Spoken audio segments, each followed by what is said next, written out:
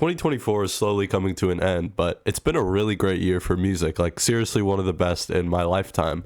But it's not over yet. So I want to go over the biggest releases that are still coming in this year. And there is some pretty major releases. I know that, we only have a couple more months until the year ends, but there is some big releases still to come. So I want to go over those. So the biggest one on my list, and an album that I've been covering on this channel for almost like a few months at this point, is The Weeknd's Hurry Up Tomorrow. While we don't have official release date yet, I doubt this album would come out in 2025. I'm pretty sure he'll announce a release date within the coming weeks, and I made like a lot of negative videos towards this rollout, but at the end of the day, I am still very excited to see what he does, and there seems to be a movie attached to the album, so that has me really hyped. And yeah, I think this album could see a maybe late November release, or even like, my theory is maybe a Christmas release, because he seems to be going with this like religious theme for this album. So Christmas would make sense. But yeah, I really don't see this album coming out in 2025. I really think it's going to be announced within a week, or really any day it could be announced that this album's going to drop soon. So yeah, Hurry Up Tomorrow is definitely the biggest one on this list.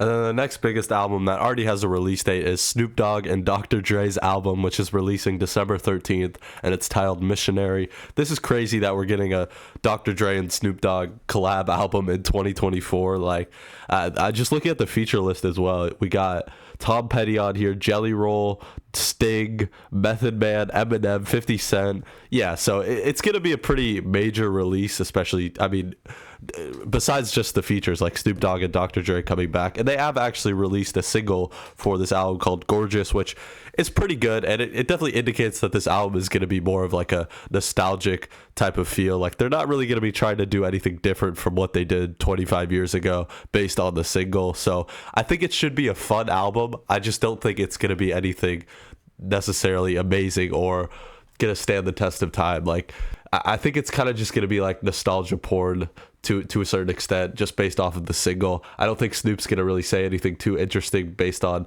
him being in his 50s. Like, yeah, like I've been saying, it's just going to be kind of like, look what we did 25 years ago. We can still do it now. I think the production's going to be great, that West Coast G-Funk feel that Dr. Dre does obviously masterfully. So yeah, I think it'll be a fun release, and especially with all those features, it'll be interesting. But yeah, I don't think it'll be anything too crazy and too different. So yeah. So next we have a pretty controversial release, which is From Zero by Linkin Park, which releases November 15th.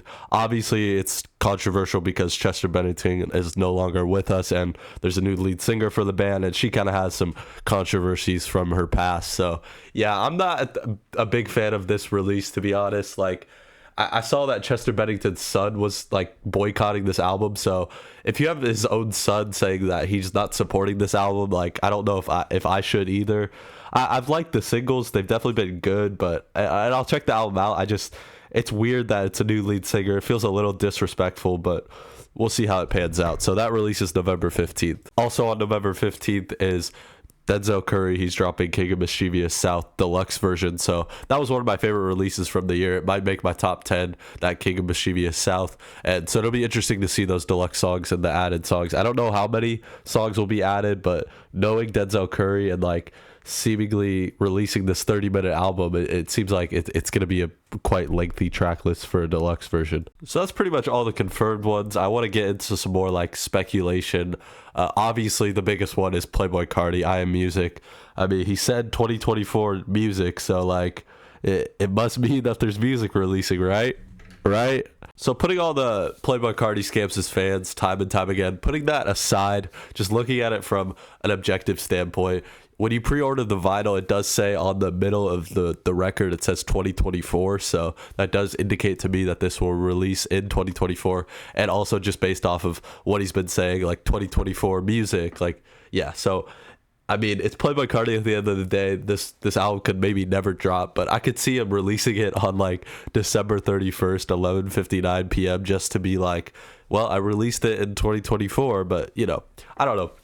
It's Playboi Carti. Who knows? This album may never drop, but just based off all the rollout and what he's directly said, it should release in 2024. But yeah, it's Carti at the end of the day. Obviously, A$AP Rocky, Don't Be Dumb, but that doesn't seem like it's ever going to come out because he canceled and refunded all the vinyl pre-orders for the album. So it seems like Don't Be Dumb is actually like genuinely cooked and that album is actually not dropping. But Another one, Kanye West, Bully. I could see that releasing before the end of the year. It seems like he's ready to ramp up a rollout pretty soon. He's done listening parties, private listening parties, and there seems to be a documentary that he's going to release that he's been working on the past 6 years. So I could see Bully kind of accompanying that documentary. So I could see Bully coming out before 2025, maybe a end of December release, maybe sometime near Christmas. But yeah, that's just speculation at the end of the day. So Lil Uzi Vert just dropped Eternal Take 2, but if he followed suit with the Eternal Take, the first one, he would drop Love versus the World 3. And I could see that definitely happening. He's already started teasing new music after EA2 drops. So I could see Uzi dropping more music before the end of the year, but we'll see. Speculation again.